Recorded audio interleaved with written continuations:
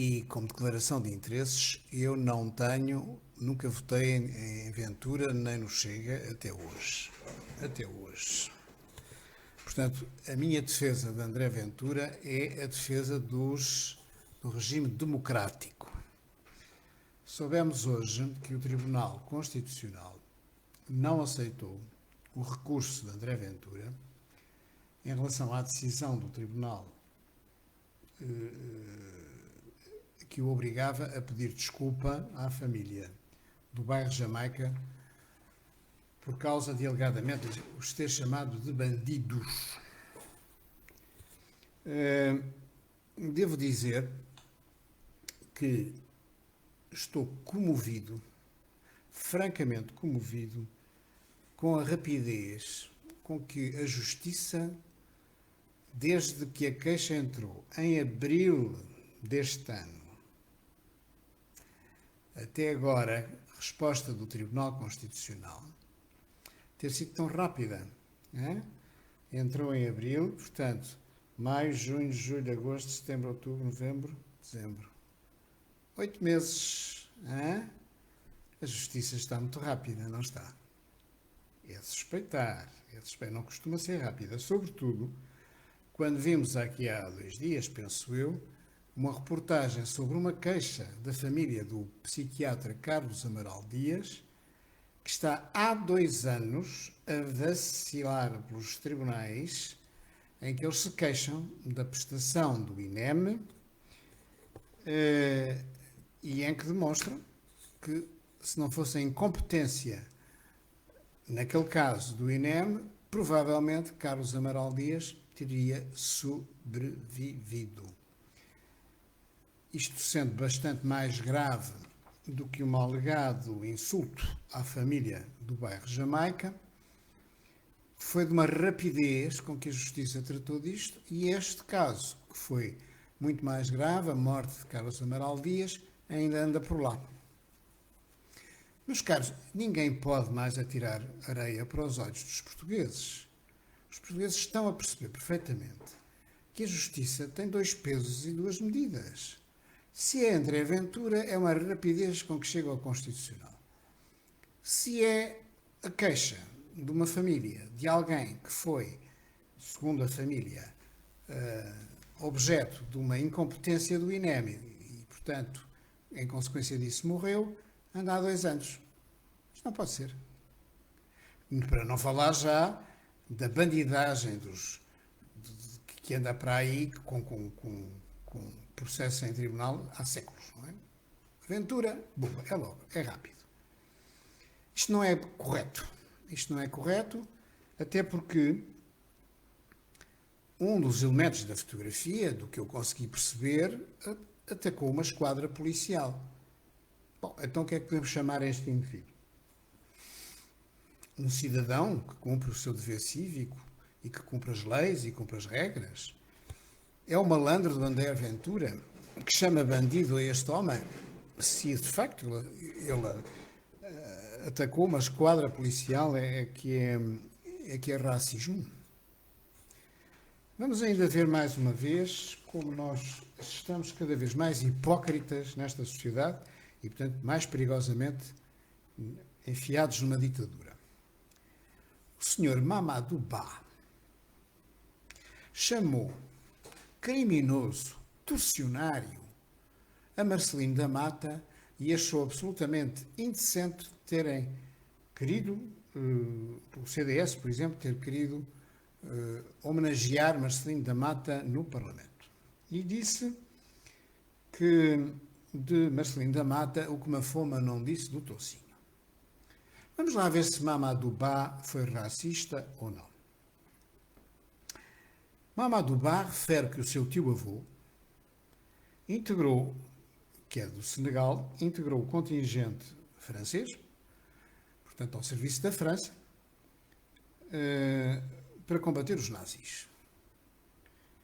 E o seu combate aos nazis foi de tal forma que os nazis não lhe chamaram o temível negro, ou o forte negro, ou o guerreiro negro, chamaram-lhe o terrorista negro.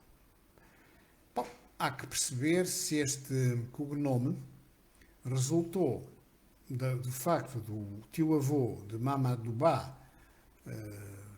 por si só inspirar terror, ou se de facto a sua ação foi terrorista. E se foi terrorista, das duas uma.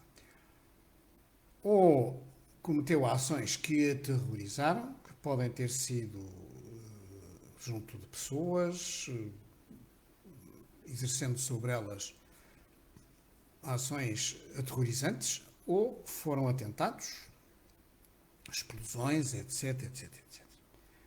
Ora, isto, dentro deste contexto de uma guerra, ainda por cima, contra os nazis, que eles próprios tinham cometido atrocidades, não é de espantar que, se, por exemplo, o tio-avô de Mamadou Bass ficou pelos atentados de fazer explodir coisas ou matar de forma terrorista outras pessoas, não é num combate corpo a corpo, leal na guerra, mas terrorista, não nos podemos admirar que ele o tenha feito.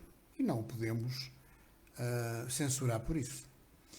Se Marcelino da Mata, no contexto de uma guerra em que o PAIGC cometeu atrocidades sobre as tropas portuguesas e vice-versa, não é também de estranhar ou de achar que Marcelino da Mata era criminoso, se neste contexto de atrocidades recíprocas, Marcelino da Mata também fez atrocidades, num quadro em que ambas as partes as fizeram.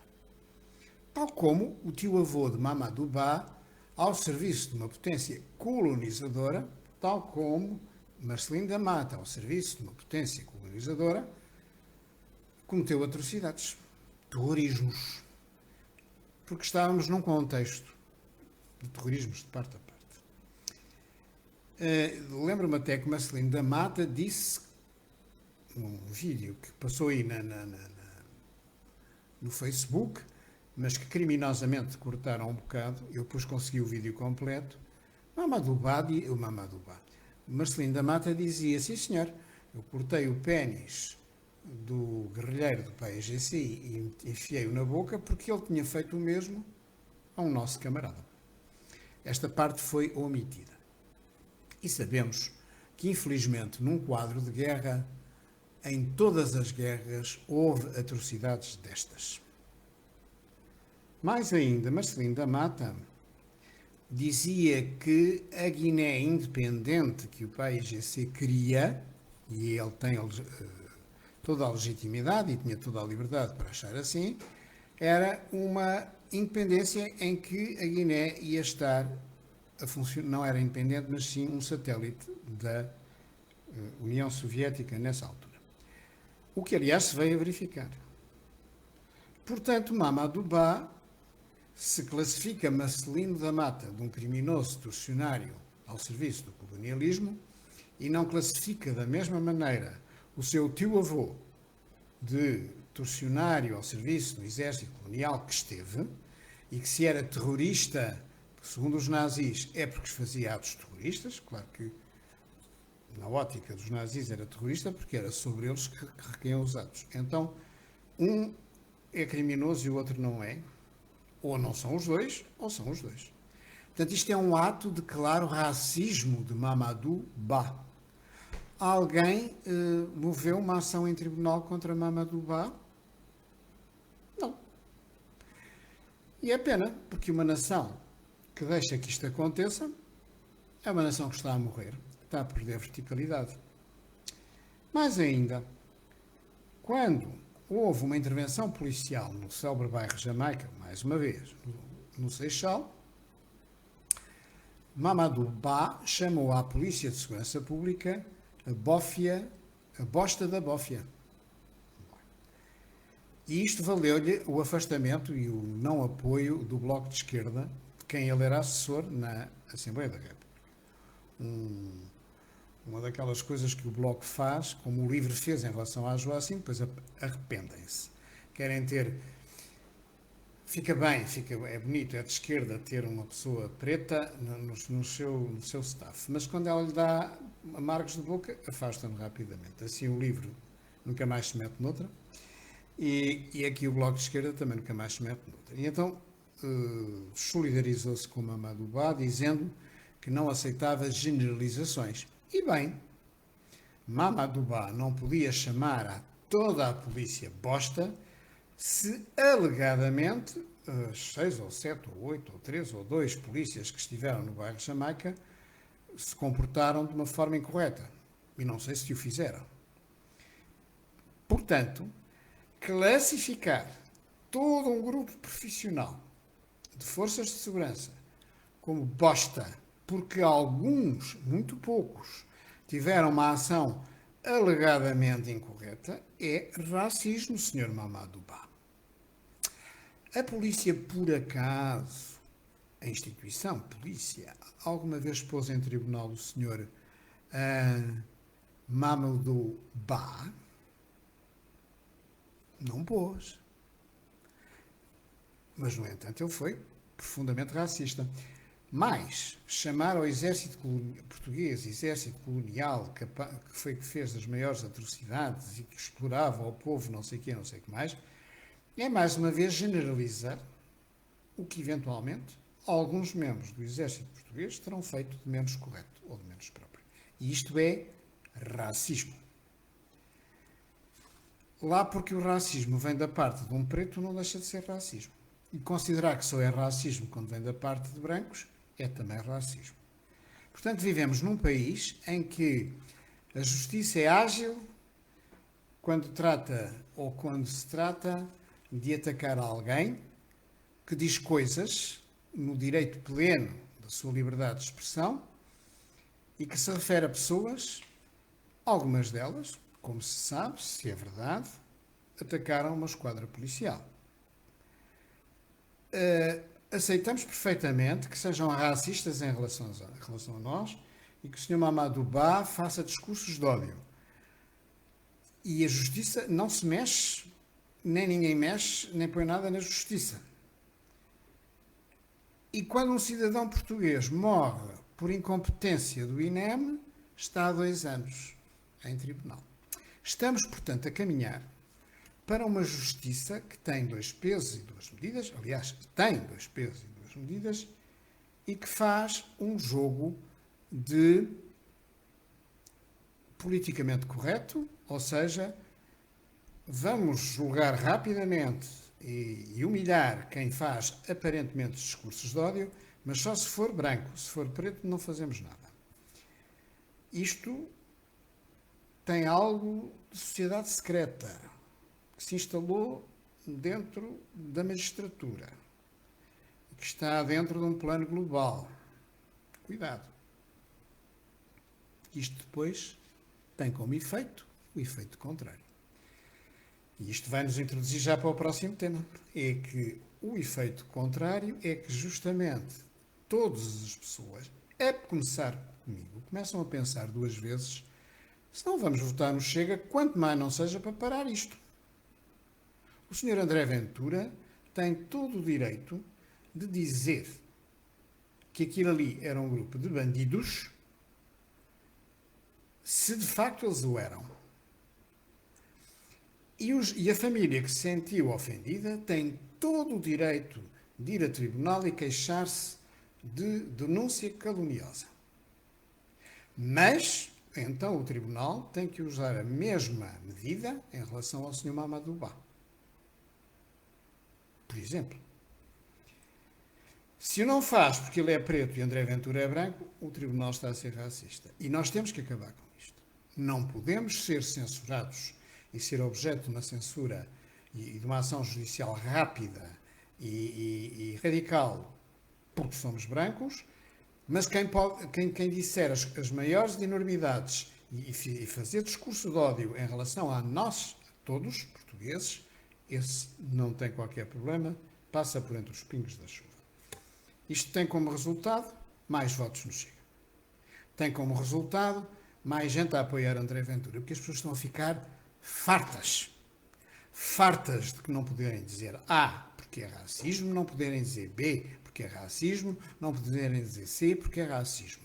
Não poderem usar determinadas palavras, não poderem dizer coisas no masculino que tem que dizer logo imediatamente no feminino, em que o discurso é policiado, em que as atitudes são policiadas. As pessoas já estão a ficar fartas. E não estão fartas das fraturas e dos discursos fraturantes. E as pessoas estão a ficar fartas de, por exemplo, num desrespeito total por quem morreu ou quem esteve em cuidados intensivos a morrer com a Covid, a grande preocupação da Assembleia da República antes de fechar foi a correr e votar a lei da eutanásia. É de um mau gosto e de uma falta de sensibilidade com os portugueses.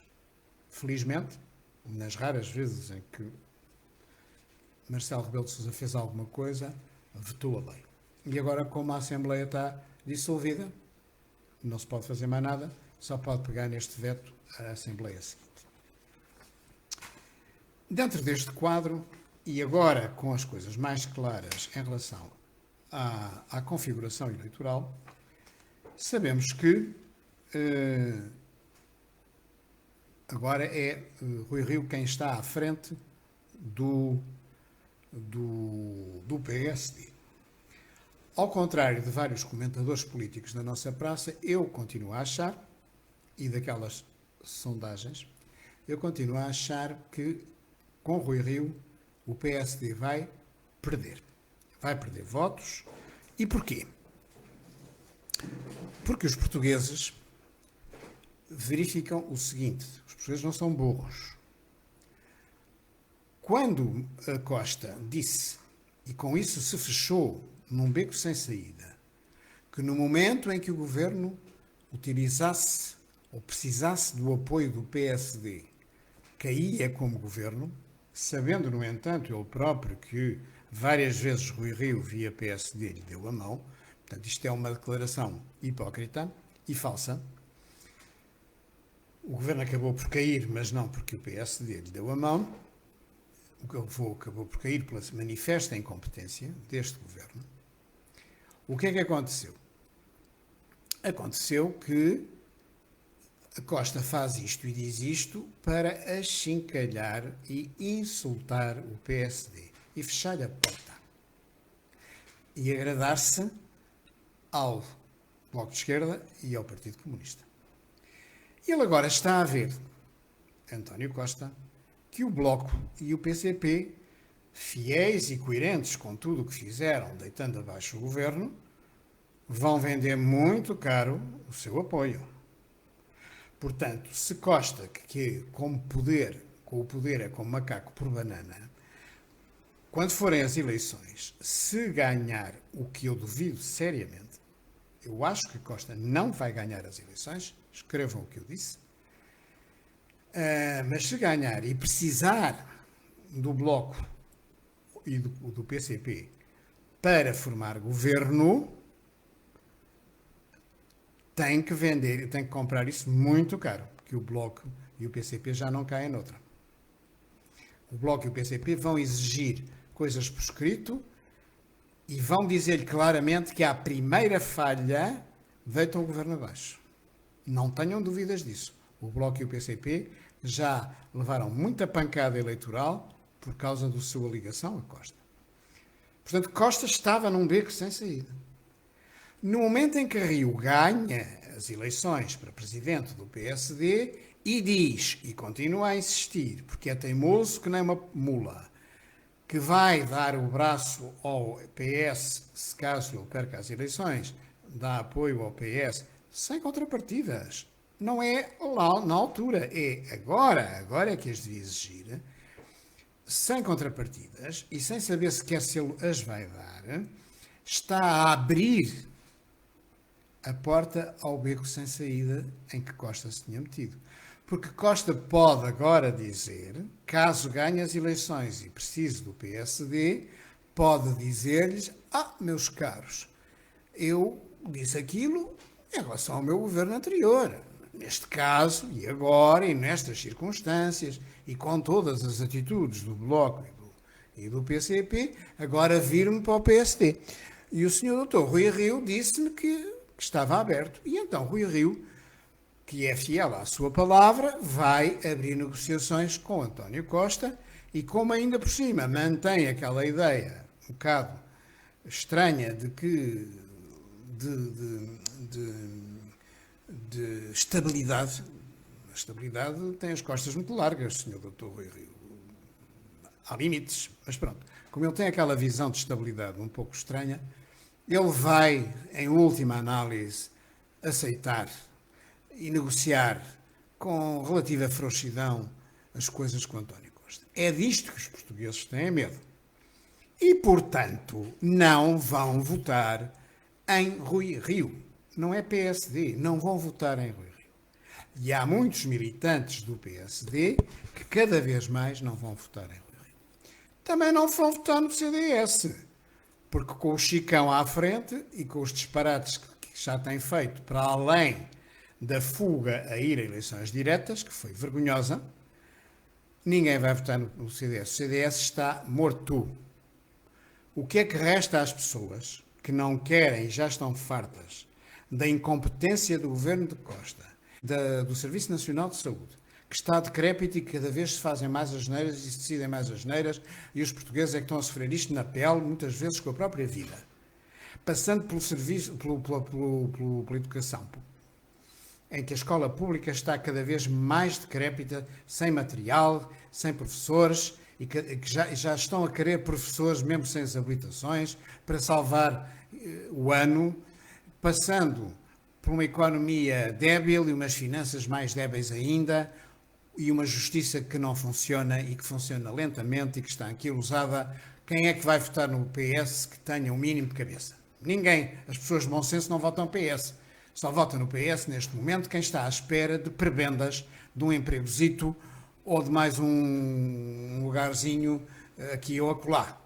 As pessoas de bem no PS já não podem votar, porque o PS tem sido, e o seu governo tem sido, uma vergonha. E Costa mantém-se à frente do PS, e Costa é um primeiro-ministro verdadeiramente desastroso. Portanto, ninguém, no seu perfeito juízo, vota em Costa. Então, das duas, uma. Ou se viram para o Bloco de Esquerda ou PCP, ou aqueles que são de centro-direita viram-se, obviamente, para os partidos que estão no espectro de direita.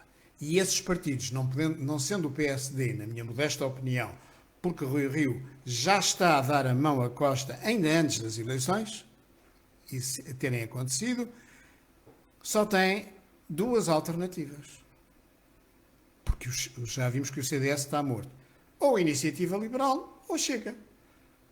Portanto, na minha modesta opinião, o que vai acontecer é uma subida do Chega, muito maior do que se tivesse ganho Paulo Rangel, e uma subida do Iniciativa Liberal. Assim este saiba ser mais direto e de mais fácil acesso aos cidadãos. O PS, pela lógica das coisas, vai atrofiar. Apesar